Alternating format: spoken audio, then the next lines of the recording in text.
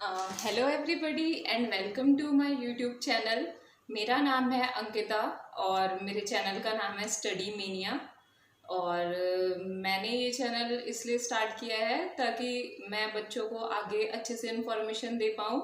और सब्जेक्ट जो मैं पढ़ाने वाली हूँ वो होगा सोशल साइंस और इंग्लिश, या जो भी मुझे बेस्ट अपनी नॉलेज आती होगी वो सब मैं आपको इस चैनल के थ्रू प्रोवाइड करूँगी।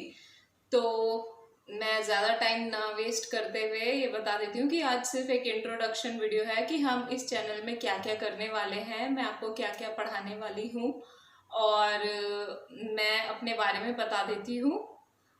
मैंने डीयू से ग्रेजुएशन करी, फिर उसके बाद मेरा टीचर बनने का सफ़र शुरू हुआ। बचपन से ही था कि टीचर बनना है। फिर उसके बाद मैंने IPU यूनिवर्सिटी दिल्ली में ही है जो कि उससे अपनी बीएड कंप्लीट करी। फिर उसके बाद सीटेट पेपर 1 सीटेट पेपर 2 मैंने फर्स्ट अटेम्प्ट में ही क्लियर कर लिया है। अब मैं गवर्नमेंट जॉब की प्रिपरेशन कर रही हूँ। तो ज़्यादा टाइम ना वेस्ट करते हुए मैं आपको बताना और पढ़ाना शुरू करती हूँ। बहुत सारे लोगों को सोशल साइंस बहुत ही बोरिंग सब्जेक्ट लगता है, बट ये बोरिंग नहीं है।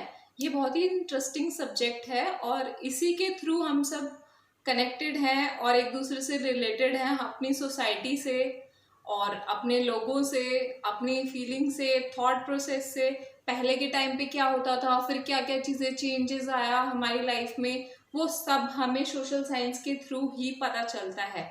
साइंस का एक ब्रांच है सोशल साइंस। पहले सोशल स्टडीज हुआ करता था जिसमें सिर्फ थ्योरेटिकल पोर्शन हुआ करता था कि ऐसा हुआ, वो राजा तब मरा और इस राजा का शासनकाल ये था, वो वहीं तक सीमित था। बट सोशल साइंस में बहुत सारी नई डिस्कवरीज, इन्वेंशंस, और सोशल साइंस हमें एक दूसरे की लाइफ से कनेक्ट करता है। तो मैं आपको सोशल साइंस होता क्या है उसका एक ब्रीफ में डेफिनेशन बता के फिर उसके बाद मैं आपको सोशल साइंस में आगे और हम क्या क्या करने वाले हैं वो बताती हूँ। तो जैसे कि आप सब देख रहे होंगे यहाँ पे लिखा हुआ है सोशल साइंस जो है साइंस का ब्रांच है, branch of science. Branch of science मतलब कि पार्ट है साइंस का, which deals with study which deals with the study of societies relationships among the individuals within those societies। जैसे कि मैं आपको अभी कह ही रही थी, devoted to study of society। Society के बारे में अगर हमें कुछ पता करना है तो उसके लिए हमारे पास है ये सब्जेक्ट।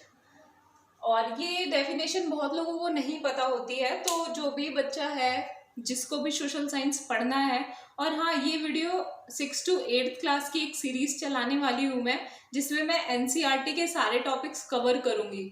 जिसको सीटेट पेपर 2 में जिसका सोशल साइंस सब्जेक्ट है वो भी मेरा ये चैनल देख सकता है, उसके लिए बहुत बेनिफिशियल होगा। क्योंकि मैं काफ़ी सारे क्वेश्चंस ऐसे होते हैं जो कि आपके डायरेक्ट NCERT से होते हैं। मैंने पेपर दिया था और मैंने कुछ नहीं किया था, मैंने 10-15 दिन सिर्फ नज़र मारी होगी किताबों पे और मेरा फर्स्ट अटेम्प्ट में ही एग्ज़ाम क्लियर हो गया। तो आप भी यकीन मानो, आप बस a good learner is a good listener. अगर आप मेरी बात ध्यान से सुनते जाओगे और उसको फॉलो अप करते जाओगे तो आपका सीटेट पेपर 2 क्लियर होगा ही होगा। और जिनको भी जो भी गवर्नमेंट एग्जाम्स के लिए प्रिपरेशन कर रहे हैं, जैसे PRT के लिए कर रहे हैं, उसमें भी 6 to 8th वाली ज्योग्राफी, हिस्ट्री, पॉलिटी, इन सब के क्वेश्चंस आते हैं। बल्कि एक सब्जेक्ट के ऊपर ही 50-60 नंबर का पेपर होता है। सीटेट में भी देखते हैं आप 60 मार्क्स का सब्जेक्ट ओरिएंटेड पेपर होता है। तो ये बहुत ही ज़रूरी है और NCERT पढ़ने से हम सब भागते हैं, इसलिए मैंने ये NCERT का टॉपिक उठाया है कि मैं NCERT के चैप्टर वाइज एक एक टॉपिक कराना आप लोगों को शुरू करूंगी। तो मैं अब आपको बता देती हूँ कि सोशल साइंस फर्दर किस पार्ट में डिवाइडेड है। तो सोशल साइंस जो है ये तो सभी को पता होगा कि हिस्ट्री में डिवाइडेड है, हिस्ट्री, ज्योग्राफी, पॉलिटी। वैसे तो इसके 4 ब्रांच होते हैं, 9th-10th में जाके इकोनॉमिक्स भी हो जाएगा, उसका अभी हमें काम नहीं है, हमें इन तीनों चीज़ों का अभी काम है। तो हम देख लेते हैं। हिस्ट्री एक सबसे ज़्यादा वास्ट पोर्शन माना जाता है सोशल साइंस का, क्योंकि इसलिए नहीं कि इसमें पढ़ने के लिए बहुत सारा है, इसलिए क्योंकि ये बहुत पहले से चल रहा है। अगर हम एंशिएंट हिस्ट्री की बात करें तो ये 2 मिलियन ईयर अगो से ही शुरू हुआ था, हो चुका है हमारा हिस्ट्री। 2 मिलियन ईयर्स अगो से 600 एडी तक। आप देख रहे हो कितना लंबा इपोच है, कितना लंबा टाइम पीरियड है इसका, एंशिएंट हिस्ट्री का। फिर मेडिवल हिस्ट्री, जब इस्लाम इंडिया में आ जाता है, ठीक है, वैसे तो 712 में इस्लाम का गौरी गजनवी आए थे, उन्होंने इस्लाम को इंडिया में फैला दिया था, फिर अपना स्लेव कुतुबुद्दीन ऐबक छोड़ के चले गए थे। यहाँ से मेडिवल हिस्ट्री आपका स्टार्ट हो जाता है। तो 712 एडी से लेके 1707 एडी तक। 1707 बहुत इंपॉर्टेंट डेट है, ये औरंगजेब के डेथ का टाइम पीरियड है। और औरंगजेब की डेथ के बाद से बोलते हैं, मॉडर्न का मैं आपको यहाँ बता देती हूँ, औरंगजेब की डेथ के टाइम पीरियड के बाद से बोलते हैं कि हमारा मॉडर्न हिस्ट्री शुरू हो जाता है। और मॉडर्न हिस्ट्री का टाइम पीरियड फिर क्या हो जाएगा, 1707 टू 1947 एडी। एडी का मतलब होता है एनो डोमिनो, और बीसी का मतलब होता है बिफोर क्राइस्ट, लेकिन बिफोर क्राइस्ट को अब बदल के कर दिया गया है BCE, which means before common era. अब इसका ये चेंज करके नाम कर दिया गया है, क्योंकि BC बिफोर क्राइस्ट वो लोगों ने इशू बना दिया था कि ईसा मसीह से क्यों रिलेट कर रहे हो, तो इसलिए इसको चेंज करके अब बिफोर कॉमन एरा कर दिया गया है। अब आ जाते हैं हम ज्योग्राफी की तरफ। ज्योग्राफी भी हमारा, वैसे तो ज्योग्राफी की बहुत ज़्यादा ब्रांच है, लेकिन जो मेन हमें फोकस करना है वो करना है फिजिकल ज्योग्राफी पे। इसमें हमारे नदी, नदियाँ, पहाड़ और झरने, तालाब सब आ जाता है। फिर आ जाता है वर्ल्ड ज्योग्राफी। वर्ल्ड ज्योग्राफी में हम देखेंगे कि वर्ल्ड में अलग अलग जगहों पे किस तरीके से लैंड फॉर्मेशंस हैं, क्या क्या है, क्या क्या नहीं है, वहाँ की वेजिटेशन, वहाँ की वाइल्ड लाइफ, ये सब। और इंडियन ज्योग्राफी में हम इंडिया के बारे में पढ़ते हैं कि इंडिया की लैंड कैसी है, प्लेट्यू, माउंटेन्स, कैसा रीजन है। और एक इसमें आपका और टॉपिक आ जाता है जिसमें हम पढ़ते हैं यूनिवर्स की फॉर्मेशन कैसे हुआ था, अर्थ का, अर्थ कैसे फॉर्म हुआ, कैसे लाइफ स्टार्ट हुई, ये सब भी हम ज्योग्राफी में पढ़ते हैं। तो एक तरीके से देख रहे हो तो ज्योग्राफी जो है काफ़ी हद तक ये साइंस से रिलेट करता है। और फिर आ जाते हैं पॉलिटिकल साइंस की बात।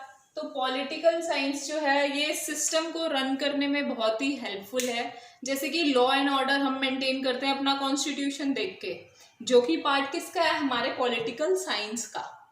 अगर पॉलिटिकल साइंस नहीं होता तो एक बहुत ही कियोस पैदा हो जाता, लोग सोसाइटी में रूल फॉलो नहीं करते, कोई भी राजा का बेटा राजा बन जाता। लेकिन अब ये सब नहीं होता है, अब डेमोक्रेसी आ गया, रिपब्लिक आ गया। रिपब्लिक का मीनिंग ही यही होता है कि जरूरी नहीं है कि राजा का बेटा ही राजा बनेगा, मतलब कि जो मोनार्की सिस्टम था, अब जो जीतेगा उसको अपना गवर्नमेंट बनाएगी, वो सरकार बनाएगी, या जिसको भी हम इलेक्ट करते हैं अब वो प्रेसिडेंट बनता है। तो इस चीज को रिपब्लिक बोलते हैं। तो हम देख लेते हैं पॉलिटिकल साइंस में state and system of government हो जाता है। पॉलिटिकल साइंस का एक बेसिक मीनिंग है। और इसमें क्या होता है, ट्रांसफर ऑफ पावर्स आप देखते होगे होती रहेगी, आज उसकी कुर्सी, आज इसकी कुर्सी। तो गवर्नमेंट का पावर भी ट्रांसफर होता है। और वैसे भी लेजिस्लेचर, एग्जीक्यूटिव, जुडिशरी, इन 3 पार्ट्स में हमारी मतलब कि इंडिया की पावर ऑलरेडी सब डिवाइडेड है। तो वो सब हम पॉलिटिकल साइंस में पढ़ेंगे। तो आज के लिए इतना ही, ये मेरा बेसिक इंट्रो था सोशल साइंस को लेके। तो अब अगली क्लास में मैं मिलती हूँ आपसे, और उसमें हम पढ़ेंगे 6th क्लास की NCERT का पहला chapter, the earth in our solar system. ठीक है, मैं अपना टॉपिक पहले ही अनाउंस कर रही हूँ, तो आप सब थोड़ा मोड़ा रिवाइज करके भी रखिएगा, मुझे भी अच्छा लगेगा और आप कोरिलेट भी कर पाएंगे फिर।